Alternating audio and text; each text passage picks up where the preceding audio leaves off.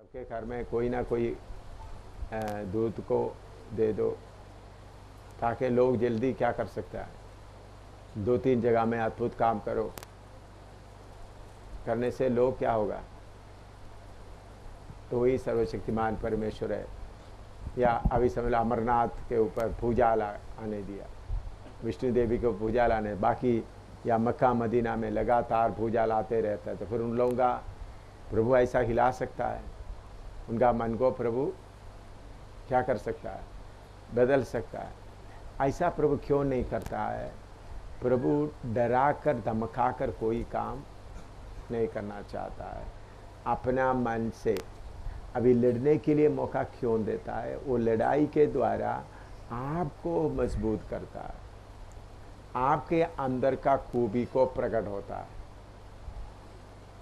क्योंकि आपको राजा बनाना, राजा बनाने के लिए आपको लड़ने का कितना मन है। घोर सेना आपके खिलाफ है, तो आप मदद के लिए मांगेगा तो आएगा, प्रभु मदद करो, तो प्रभु क्या करेंगे, मदद करेंगे। ठीक है ना? तो मैं भाई ने बोला हुआ बात, सवाल कितने लोगों को सवाल ये है, भाई ने सवाल पूछा, परमेश्वर को सर्वशक्तिमान परमेश्वर है, लड़ने के लिए सेनाओं को भेजता है, खुद लड़ने के लिए लेकर आता है, लड़ने के बिना भी कार्य हो सकता है, सर्वशक्तिमान परमेश्वर होने के कारण लड़ने के बिना कार्य, अगर लड़ने के बिना कार्य करेगा तो हमारा हिस्सा कहाँ मिलेगा? तो लड़ाई के द्वारा हमको क्या बनता है, बनाता है, मौका देता है, अपना हिस्सा डालने के लिए मौका देता है, शैतान का जोर बढ़ाता है, ताकि हमारा हमको कितना मन है, जब जोर बढ़ता है, जब बड़ा जोर बढ़ता है तब मालूम होता है हमको कितना मन है। समझा है? तो प्रभु ने सेनाओं को भेजकर मदद करता, हमारा मदद करता, हमको आगे आगे ले जाता। प्रभु को एक देखो, ये शैतान को ही खुद क्यों बनाया, हमारे लिए मुसीबत के तौर पर शैतान को क्यों खड़ा किया, ताकि हम खुद उनको सामना करके जय पाकर राजा बने, परमेश्वर का तुल्य बने, हमारे अंदर का शारीरिकता को दूर करके हमारे अंदर का खूबियों को बढ़ाने के लिए ही शैतान को बना।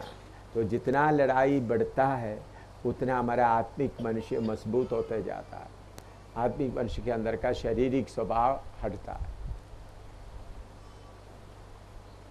ठीक है, सब समझा है आपको? तो लड़ने के बिना कार्य हो सकता है, लेकिन प्रभु लड़ने के बिना नहीं करता, लड़ने के बिना करेगा तो हम तैयार नहीं हो। ये लड़ाई का चक्कर क्यों प्रभु ने डाल दिया, ये लड़ाई का चक्कर प्रभु ने, ये लड़ाई बना दिया प्रभु ने, शैतान को खुद क्या कर दिया, बना, इतना बड़ा बड़ा शैतान का शक्तियों को प्रभु ने खुद बनाकर हमको क्या कर रहा है, लड़ो तुम। प्रभु लड़ाई के लिए समझ रहा है, प्रभु खुद क्या किया है, शैतान को खड़ा कर दिया, फिर हमको बोलते हैं लड़कर जीतो। क्यों? ये लड़ाई का चक्कर ही क्यों बनाया, किस लिए? मैंने कितने बार शैतान को देखकर बोलता भाई, मैं कभी कभी उनको भाई बोलता हूँ, भाई तुमको मेरे फायदा के लिए बनाया, तुम्हारा फायदे के लिए नहीं, तुमको मेरे फायदा के लिए। मैं यीशु मसीह के साथ सिंहासन में बैठकर हुक्म करना, मैं यीशु मसीह के समान बनना है, मेरे अंदर का तुम्हारा माल क्या क्या है निकालना, इसलिए प्रभु ने तुमको बना, मेरा फायदे के लिए बना। तो लड़ाई सब किसके लिए, हमारा फायदा के लिए, ताकि हमको लड़ने के लिए कितना मन है।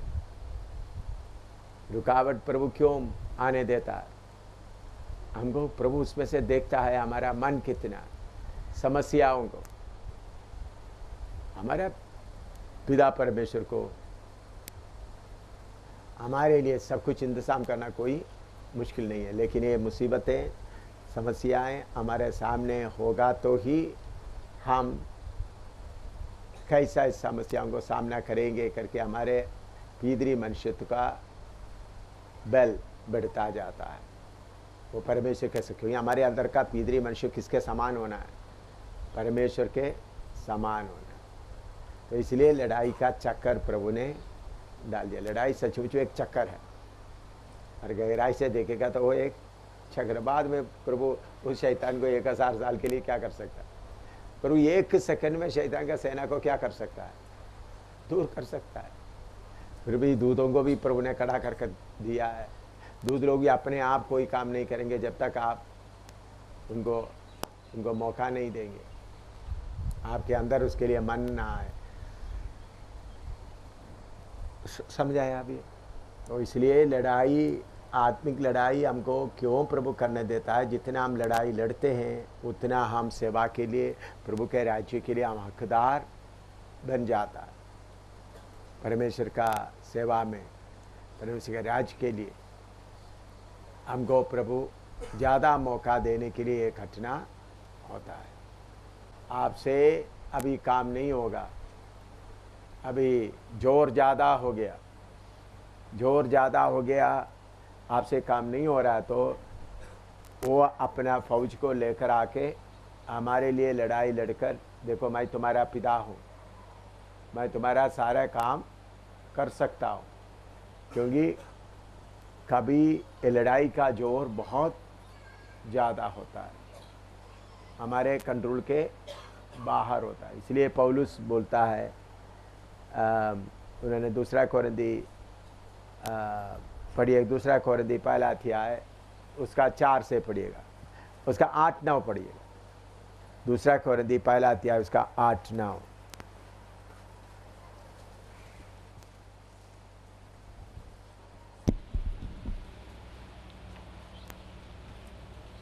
हे भाइयों, हम नहीं चाहते कि तुम हमारे उस क्लेश से अनजान रहो जो आसिया में हम पर पड़ा। हम ऐसे भारी बोझ से दब गए थे जो हमारी सामर्थ्य से बाहर था, यहाँ तक कि हम जीवन से भी हाथ धो बैठे थे। वरन हमने अपने मन में समझ लिया था कि हम पर मृत्यु की आज्ञा हो चुकी है, ताकि हम अपना भरोसा ना रखें, वरन परमेश्वर का जो मरे हुओं को जिलाता है। हाँ, कभी कभी समस्या हमारे सिर के ऊपर का समस्या प्रभु आने देगा। प्रभु आराम से देखते रहेगा शैतान का शक्तियाँ कैसा कर रहा है, आने देगा। तो तब प्रभु खुद आकर उनके उसमें काम करते हुए हमको ये सबूत देता है कि हमारा पिता हमारे साथ है, हमारे बारे में चिंता करता है, हमारा लड़ाई वो खुद लड़ता है। इसलिए बहुत कई बार प्रभु खुद सीधा हमारा समस्याओं में हाथ डालकर वो हमको कितना प्यार करता है, हमारे बारे में कितना चिंता करता है, वो हमारा पिता है, ये बात हमको और ज़्यादा तसल्ली से हमको समझ में आता है। तो ऐसा आते वक्त हमारा प्रेम उनसे बढ़ता है। इसलिए पौलुस बोलता है कि हमारे हाथ से बाहर हो गया, ताकि हम अपने ऊपर भरोसा ना रखें, परमेश्वर के ऊपर। तो इसी मुताबिक कई बार हमारे सामने समस्या बहुत ज़्यादा होगा, प्रभु बहुत जब भी बहुत ज़्यादा होता है, उसमें प्रभु आकर हमको कितना प्यार करता है, हमारे बारे में कितना चिंता करता है, ये बात हमको सबूत में हो जाता है। इसलिए प्रभु आकर लड़ाई लड़ते हैं, तब उनका हमारे बारे में का चिंता कितना होता है, और उसके साथ हमारा परमेश्वर के साथ का प्रेम भी हमारा अपने आप का बढ़ता है। नहीं तो ऐसा नहीं करेगा तो हम भी कभी कभी अपने आप में हम अपने आप में भी ज़्यादा भरोसा रखने वाला बन जाए। तो कभी ऐसा होना चाहिए कि हमसे काम ना हो, ताकि हम अपने आप में भरोसा ना रखें। नहीं तो मनुष्य ऐसा है, उनके अंदर शारीरिकता है, और अपने आप में भरोसा करते हुए बहुत काम आगे करेगा, बहुत काम अपने भरोसा रखते हुए बहुत काम आगे करेगा। तो इसलिए प्रभु कभी आकर हमारा कामों में अपने आप को उस कामों में हाथ डालकर हमको मदद करता है। ठीक है, हाँ, देख पुत्र जयवंत, देख परमेश्वर प्रभु यीशु मसीह पुत्र कार्य लिमिट करता है, पूरा नहीं करता है। पुत्र प्रभु यीशु मसीह क्या नहीं करता है, पुत्र का औहदे में जितना उतना करता है। क्योंकि हम परमेश्वर के वचन में एक पढ़ते वक्त में 1 कुरिन्थी 15 अध्याय में निकालें,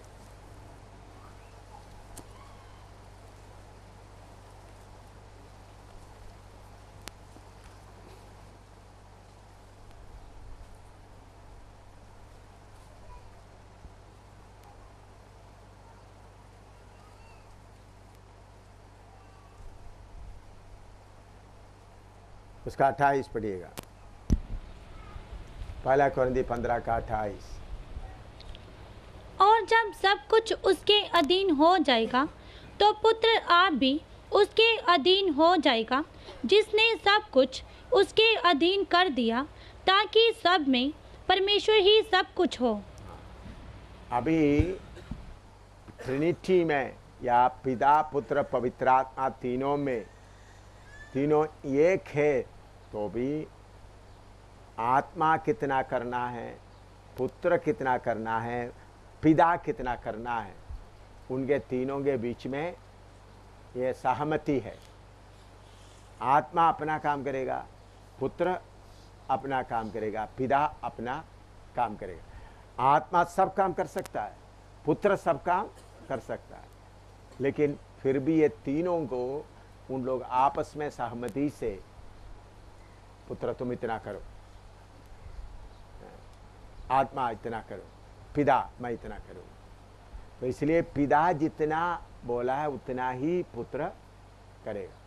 बाद में ये सारे काम होने के बाद एक ही परमेश्वर पूरा, ताकि पुत्र भी उसके अधीन हो जाएंगे, सेपरेट काम नहीं करेगा, आत्मा भी सेपरेट काम करे। क्योंकि हमारा उद्धार के लिए, हमको सिद्ध करने के लिए, हमको हमारे लिए क्या क्या करना है, वो पवित्र आत्मा जितना काम करना है उतना पवित्र आत्मा करेगा। बाकी पुत्र जितना करना पुत्र करेगा, बाकी काम कौन करेंगे, पिता।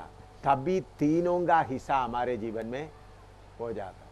नहीं तो आत्मा ही सब कुछ कर सकता है या पुत्र ही सब कुछ कर सकता है। इसमें भी बहुत आत्मिक बात है। हम एक शरीर है, तो आप बोलने के कारण मैं उसको थोड़ा बताता हूँ। नया यरूशलेम में जाने के बाद कोई एक नहीं, सब एक शरीर जैसे,